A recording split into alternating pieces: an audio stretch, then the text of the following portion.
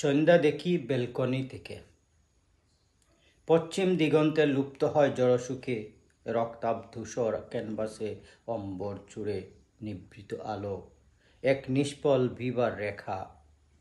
গৃহনিবৃত প্রাণ ক্লান্ত পদক্ষেপে শূন্য রাত্রির মুখে আহুতি দে, মাঠে জমে নির্বুজ স্তব্ধতা, শস্য স্তব্ধ যেমন মৃত দেবতা। মসজিদের মিনারে বাজে ধ্বনি আল্লাহু আকবার, প্রলেপ দে নয় শব্দে, আর মন্দিরে বাজে কাসরের সংকেত, কীর্ণ হয় আকাশ ধর্মের দ্বৈত কণ্ঠ। পাখিরা ফিরে শান্তির নীড়ে, আকাশ তাদের শূন্যতা জানে, সান্ধ্য কিশোরী দ্বীপ চালে, তার চোখে নেই কোনো আশা, তবু সে দীপ্তির ব্যর্থ অনুকরণ করে। কুয়াশা নামে কোমল রূপে নয়, বরং আশ্চর্য করে অরণ্যের মজ্জাগত আর্তনাদ। মরা নদীর ঢেউ থেমে থাকে, নেই কোনো গতি, নেই প্রতিশ্রুতি।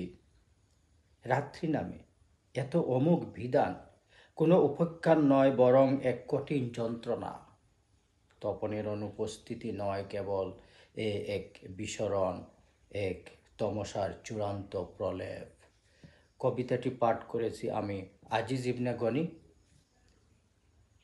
লিখেছেন শমশের আলম। কবিতাটি লিখেছেন শমশের আলম। ধন্যবাদ।